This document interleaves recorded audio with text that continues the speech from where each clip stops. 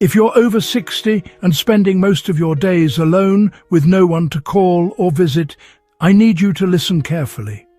You might think something is wrong with you, that you've somehow failed at life because everyone else seems to have friends and family around while you sit in silence. But here's what nobody tells you. Being alone and being lonely are two completely different things, and the difference could change everything about your happiness. Right now, millions of seniors are discovering that solitude, when understood correctly, can become the most peaceful, fulfilling chapter of their lives. But there's a specific way to do this, and if you're doing it wrong, that empty feeling will only get worse. The good news?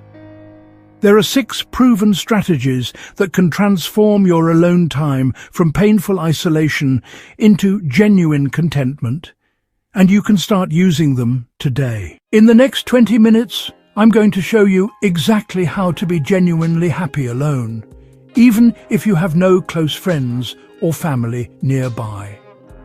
You'll discover 6 scientifically backed ways that thousands of seniors are using right now to feel fulfilled, peaceful, and content in their solitude. I'll reveal 2 dangerous myths about loneliness that keep older adults trapped in misery, 3 simple daily practices that rewire your brain for happiness, and 1 powerful mindset shift that changes everything overnight. Here's what makes this different.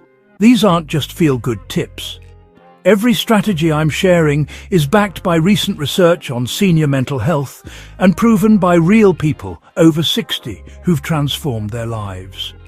And stick around for way number 6.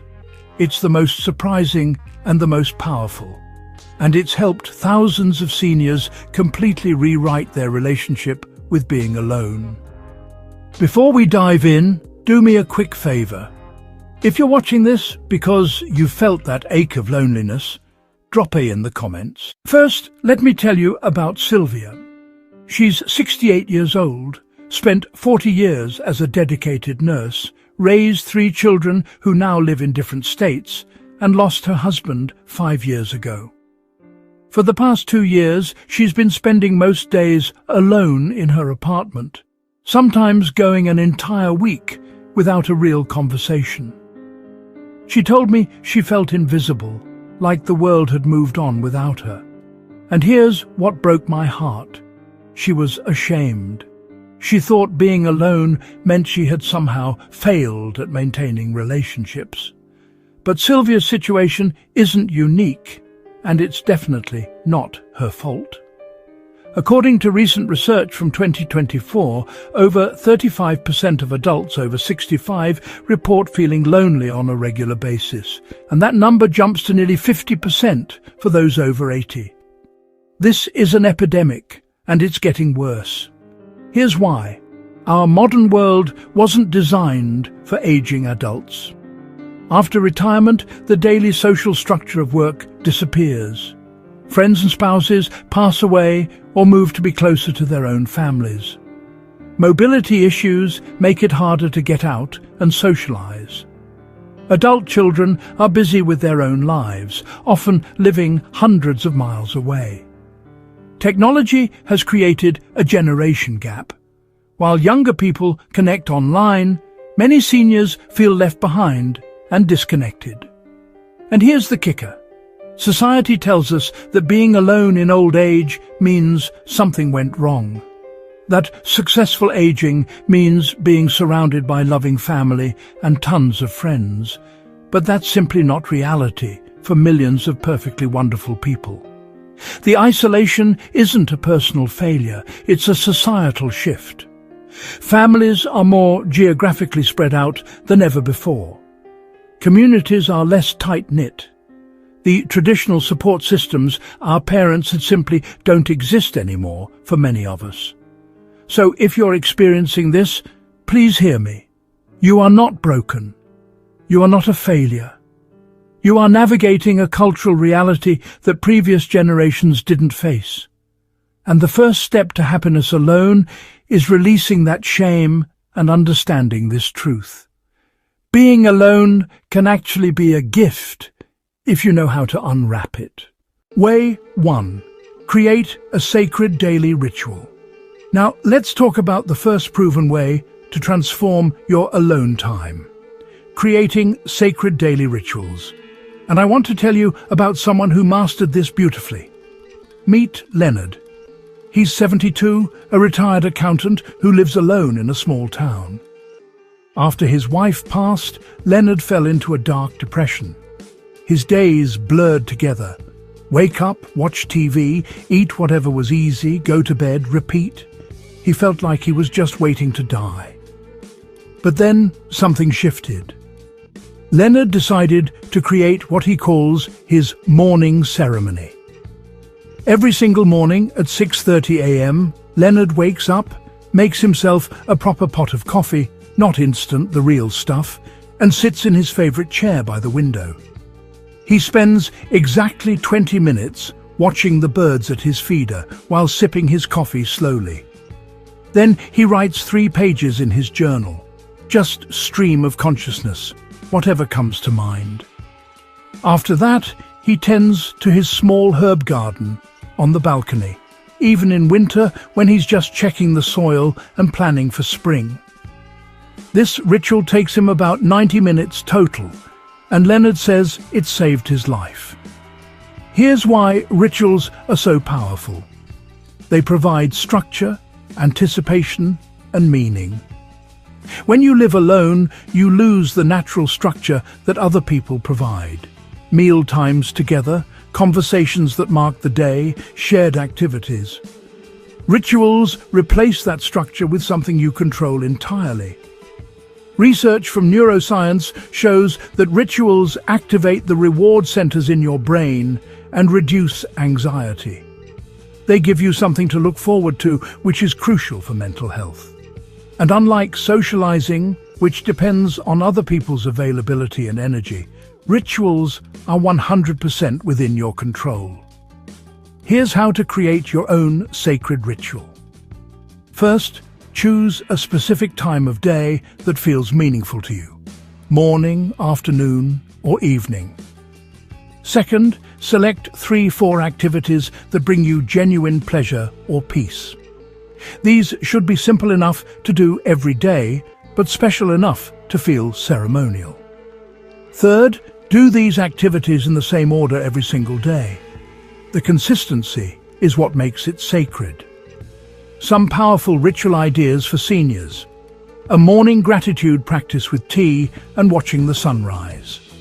An afternoon reading hour in your favorite spot with special treats. An evening reflection time where you light a candle and review your day. A weekly meal where you cook something special just for yourself, set the table properly, maybe even dress up a bit. The key is this. You're not just passing time, you're honoring time. You're treating yourself with the same care and attention you would give to a cherished guest. Leonard told me, "I used to wait for someone to make my days special. Now I realize I can do that for myself." What's one small ritual you could start tomorrow morning?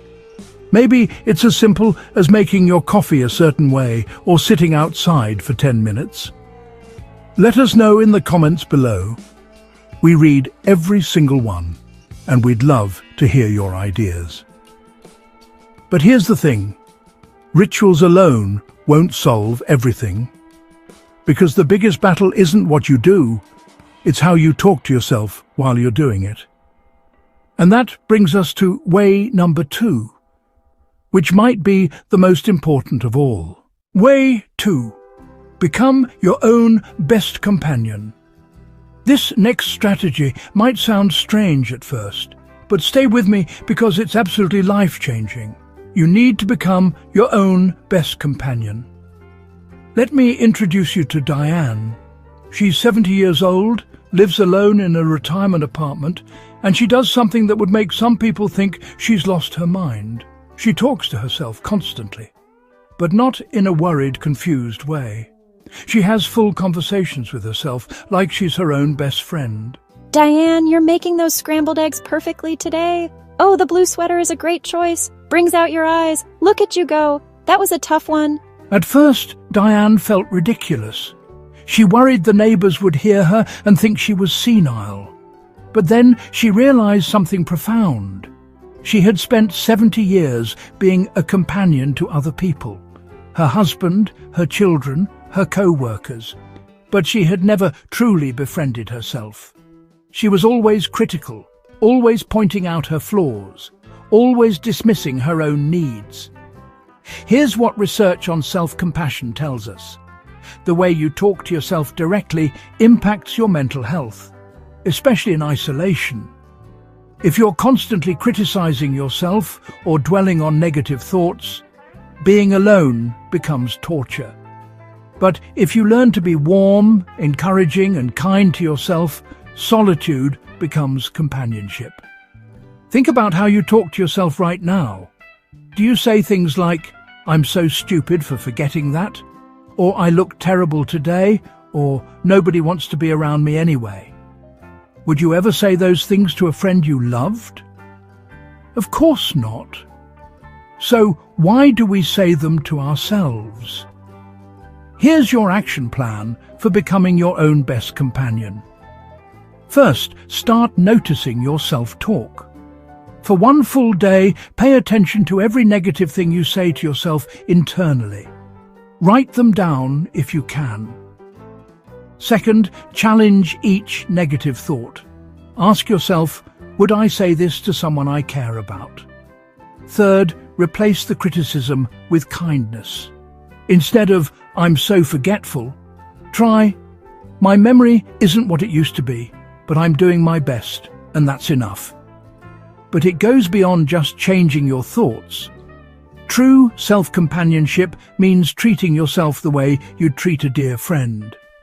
Take yourself on dates. Yes, actual dates. Diane goes to the local museum every other Tuesday afternoon. She dresses nicely, takes her time looking at the art, and stops at the cafe for a piece of cake. She doesn't rush. She doesn't feel self-conscious. She genuinely enjoys her own company. Other ideas for self-dates? Go to a matinee movie with your favourite snacks. Visit a park you've never been to and explore slowly. Have a fancy lunch at a restaurant you like. Bring a book. Savour every bite.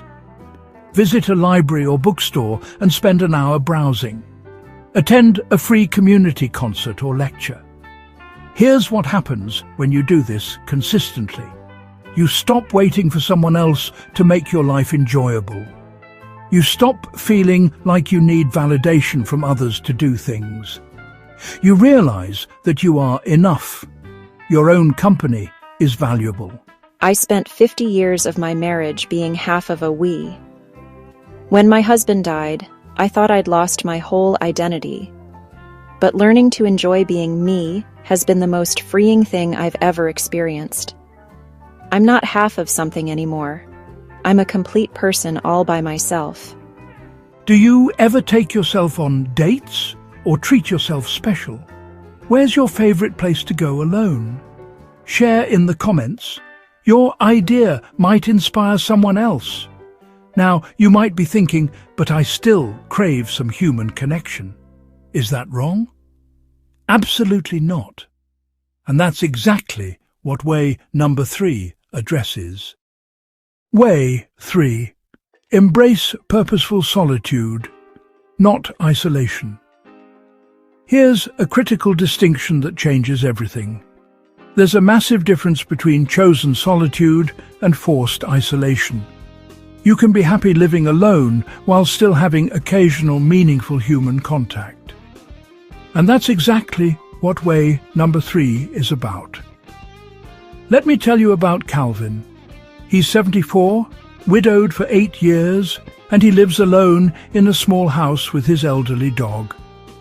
Calvin is genuinely happy in his solitude. He treasures his quiet mornings, his independence, his peaceful evenings.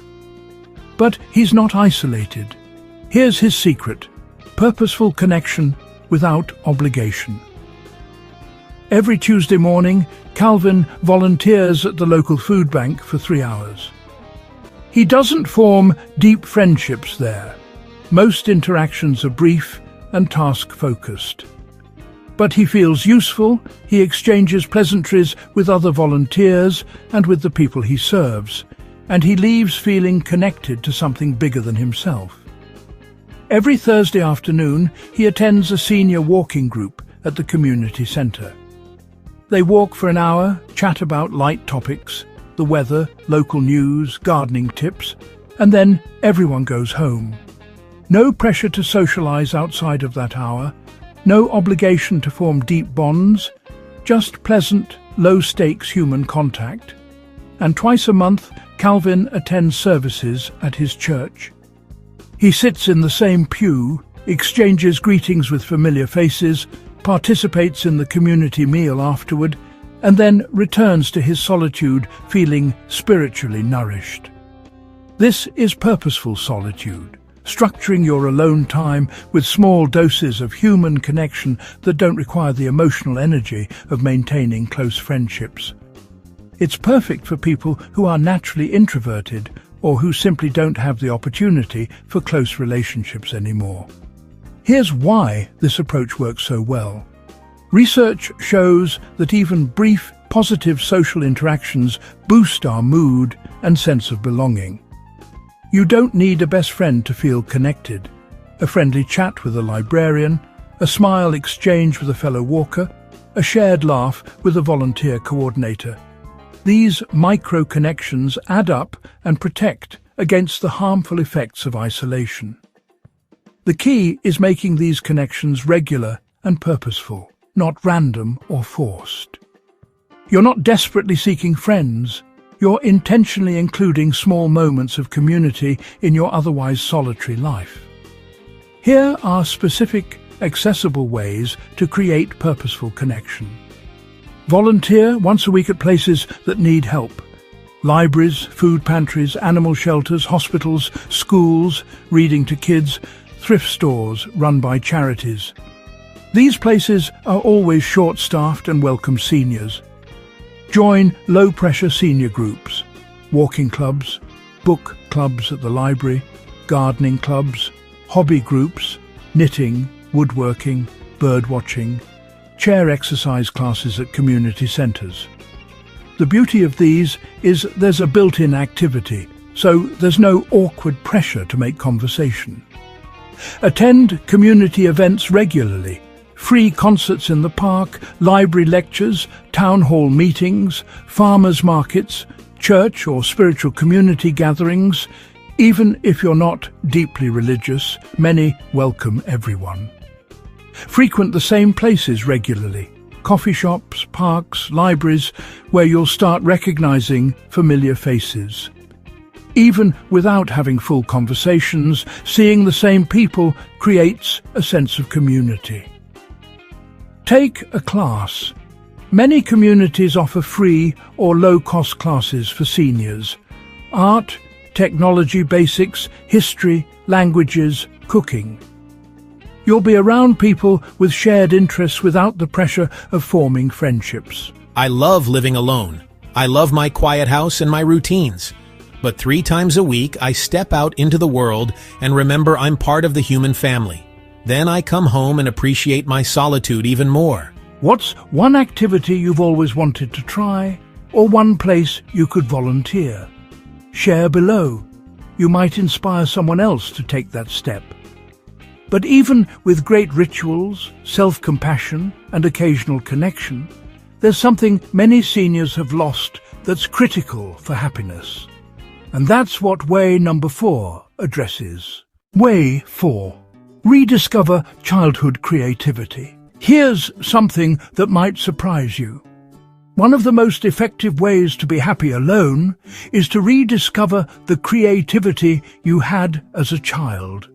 And I'm going to tell you about someone who proves this beautifully. His name is Raymond. He's 71, a retired engineer who spent 45 years working with numbers, blueprints and logic. After retirement, Raymond felt utterly lost. He had no hobbies, no creative outlets, nothing that sparked joy. He described his days as beige, just colourless and bland. Then one day, while cleaning out his attic, Raymond found a box of watercolour paints his grandchildren had left behind years ago. On a whim, he sat down with some paper and started painting. He had no idea what he was doing. His first attempts looked like muddy messes, but something happened while he painted. Time disappeared. For 2 hours, Raymond was completely absorbed, completely present, completely content. That was 3 years ago. Today, Raymond paints for at least an hour every afternoon. His house is filled with his artwork. Not masterpieces, but honest, joyful expressions of colour and form. He paints flowers from his garden, landscapes from old photographs, abstract swirls that just feel right. And he's happier than he's been in decades. Here's what neuroscience tells us about creativity and aging. When you engage in creative activities, your brain releases dopamine, the feel-good neurotransmitter. Creative flow, that state of being completely absorbed in an activity, reduces stress hormones, lowers blood pressure, and combats depression. And here's the beautiful part. Creativity is even more important as we age, because it keeps our brains flexible and gives us a sense of purpose and accomplishment. But here's where many seniors get stuck. They believe they're not creative or not talented. They think creativity is for artists, for young people, for people with special gifts. But that's completely wrong. Creativity isn't about being good. It's about expressing yourself, exploring, playing, being present. It's about doing something for the pure joy of doing it, not for any external reward or approval. Think back to when you were a child. What did you love to do? Did you draw, build things, make up stories, sing, dance, work with your hands? Before the world told you that you needed to be practical and productive, what brought you pure joy? Here are accessible creative activities perfect for seniors living alone. Visual arts, adult colouring books, no skill required, just relaxing and beautiful. Simple watercolour or acrylic painting. YouTube has thousands of free beginner tutorials. Sketching or doodling, just lines and shapes, no pressure. Photography with your smartphone, capturing beauty in everyday things. Writing, memoir, writing, recording your life stories for yourself or family. Poetry, doesn't have to rhyme or make perfect sense. Journaling creatively, describe your day as if it's a novel. Letter writing, even if you never send them, write letters to people from your past. Hands-on crafts, simple woodworking, birdhouses, small boxes, knitting or crocheting, scarves, blankets, model building, cars, ships, trains, gardening as art, designing flower beds, creating miniature fairy gardens, jewellery making with beads. Music, learning a simple instrument, ukulele, harmonica, keyboard, singing along to favourite songs without judgment, creating playlists that tell the story of your life. Or the key is this: choose something that genuinely interests you, not what you think you should do. Start simple. Give yourself permission to be bad at it. Remember, you're not creating for anyone else. You're creating for the joy of creation itself. Raymond told me something profound. When I'm painting, I'm not lonely. I'm not a widower, not a retiree, not an old man with no purpose. I'm just present, just alive, just creating. It's the closest thing to meditation I've ever experienced. What creative hobby did you love as a child? Or what have you always wanted to try? Tell us in the comments. This community would love to hear. Way 5. Cultivate a daily gratitude practice. This next strategy is so simple that many people dismiss it, but the research behind it is absolutely powerful. Cultivating a daily gratitude practice can transform your entire experience of being alone. Let me introduce you to Constance. She's 69, lives alone in a rural area, and by all external measures, her life looks difficult. She's on a fixed income, has health issues, rarely sees her adult children who live several states away, and lost most of her friends when she had to relocate for affordable housing. 2 years ago, Constance was deeply depressed, sometimes not getting out of bed for days. Then a social worker suggested something that seemed almost insultingly simple. Write down 3 things you're grateful for every single day. Constance was skeptical, even angry. I'm alone, broke, and hurting. What is there to be grateful for? But she had nothing to lose, so she tried. The first day, her list was bitter and bare. I guess I'm grateful I woke up. Grateful for coffee. Grateful my back doesn't hurt as much as yesterday. But she kept going. Day 2. Grateful for the cardinal I saw at my window. Grateful for the library book I'm reading. Grateful for warm socks.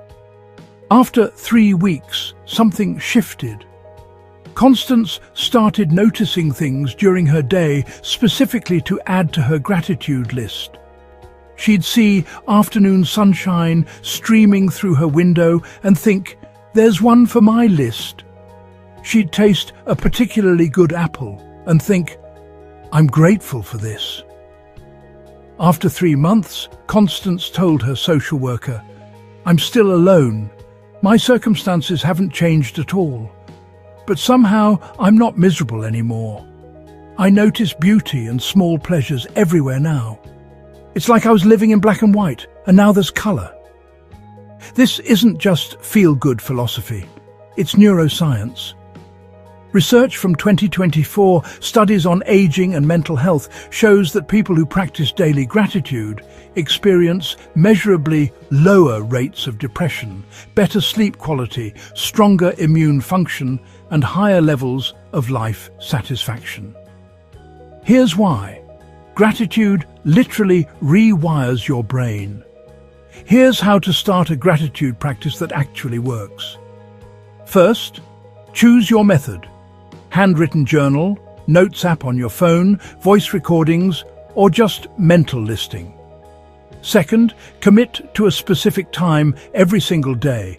Most people find morning or bedtime works best. Third, write or speak 3 specific things you're genuinely grateful for that day. This is crucial. They must be specific, not generic. Don't just write, "My health."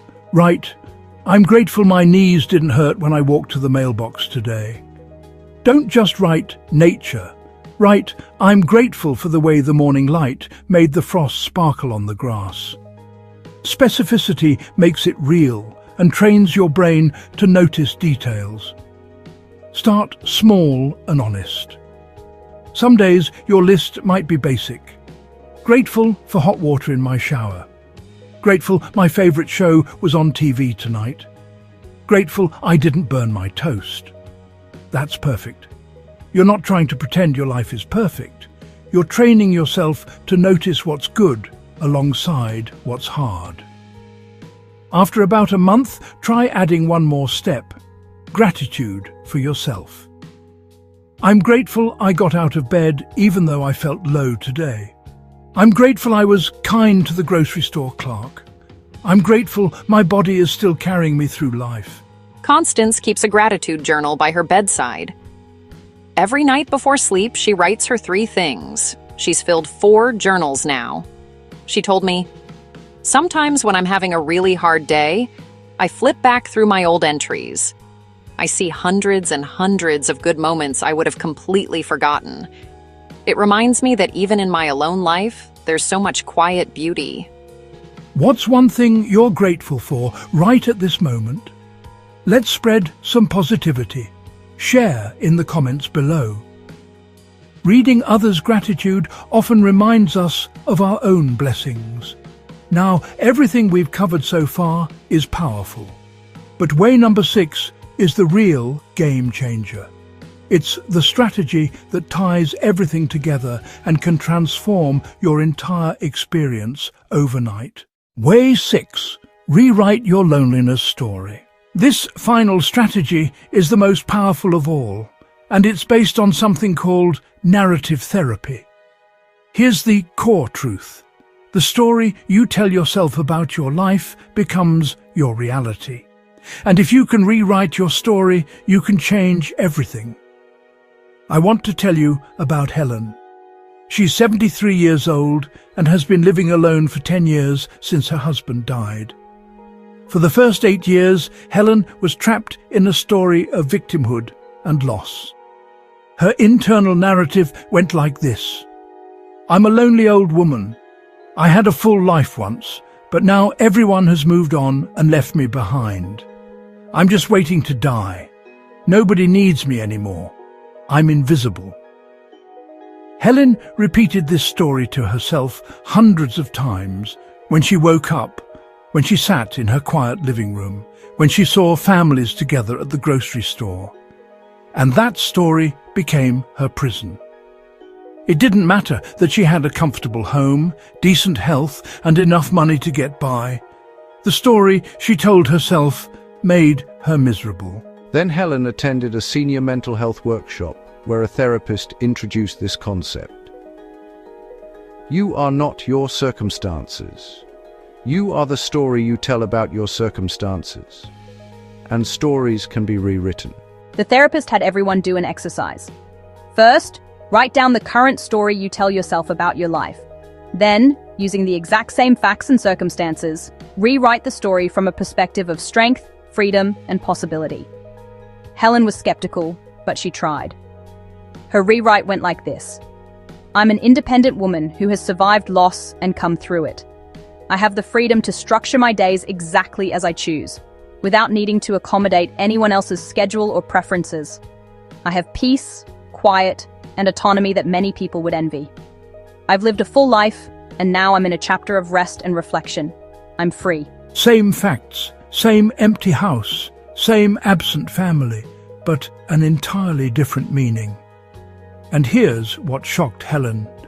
After just 2 weeks of consciously repeating this new story to herself, she actually started feeling different. Her alone time began to feel like a privilege rather than a punishment. This is the power of narrative reframing, and research backs it up completely. Studies in cognitive behavioral therapy show that the meanings we assign to events are more important than the events themselves. 2 people can experience identical circumstances, living alone, limited social contact, aging bodies, and one person is miserable while the other is content. The difference is the story. Here's your step-by-step process for rewriting your loneliness story. First, write down the current negative story you tell yourself about being alone. Be honest. Get all the painful thoughts on paper. Nobody cares about me. I'm all alone. I'm a burden. Life passed me by. Second, identify the facts versus the interpretation. Facts: I live alone, I don't have daily visitors, my children live far away. Interpretations: therefore I'm unloved, forgotten, worthless. See the difference? Facts are neutral. Interpretations create suffering. Third, rewrite the interpretation using empowering language. Try these reframes. No one calls me becomes I have peaceful, uninterrupted time to enjoy my own interests. I'm all alone becomes I'm self-sufficient and independent. I'm just an old person waiting to die becomes I'm in the wisdom years of my life, free from the responsibilities and chaos of earlier decades. My family doesn't visit often becomes my family is living their own full lives, which is what I raised them to do, and I'm capable of creating my own fulfillment. I have no friends left becomes I'm in a season of solitude that allows for deep self-reflection and peace. Fourth, repeat your new story deliberately and consistently. Every time the old story pops up, And it will, constantly at first, consciously replace it with the new version. Say it out loud if you need to. Write it down daily. Helen practices this every morning. She looks in the mirror and says, "I'm Helen, I'm 73. I'm strong, independent, and free. I've earned this peaceful chapter. I'm not waiting for life. I'm living it right now, on my own terms." She told me recently, "I haven't made a single new friend. My kids still only call every few weeks. I still live alone in the same house. But I'm not lonely anymore. I genuinely enjoy my life. The circumstances didn't change. I changed the meaning, and that changed everything." What's one negative thought about being alone that you're ready to reframe? Share your new empowering story in the comments. Speaking it out loud makes it more real, and you might inspire someone else to rewrite their story too. Remember, loneliness is a feeling, not a permanent identity. You're not a lonely person. You are a complete, valuable human being who is currently experiencing solitude. That's a fact. Whether it's painful or peaceful is the story you choose to tell. So, what happened to all the people I told you about today? Let me give you an update. Leonard, who created his morning ritual of coffee and bird watching, recently told me he can't imagine starting his day any other way. His mornings have become sacred, something he genuinely looks forward to every single night before sleep. Diane, who learned to become her own best companion, now takes herself on weekly dates and speaks to herself with such kindness and warmth that she's noticed her whole mood has lifted. She laughs more, even when no one's around. Calvin, who embraced purposeful solitude with his weekly volunteering and walking group, feels connected to his community without the burden of maintaining close friendships. He's found the perfect balance between alone time and human contact. Raymond discovered painting and now creates art almost daily, losing himself in colour and flow. He says he's more at peace now than when his house was full of people. Constance keeps her gratitude journal faithfully and sees beauty in everyday moments that she once overlooked completely. Her circumstances are still challenging, but she's genuinely content. And Helen, who rewrote her loneliness story, now refers to herself as happily independent instead of lonely old woman. She sleeps better, smiles more, and has stopped waiting for someone else to make her life meaningful. These 6 ways work: creating sacred rituals, becoming your own best companion, embracing purposeful solitude, rediscovering creativity, practicing gratitude, and rewriting your story. They work because they shift your focus from what you've lost to what you can create, from what's missing to what's present, from loneliness to solitude. If this video gave you a new perspective or a sense of hope about being alone, please hit that like button right now and share it with someone who needs to hear this message today. Loneliness is an epidemic among older adults, and you sharing this video could genuinely change someone's life. Thank you for watching. Stay hopeful and independent.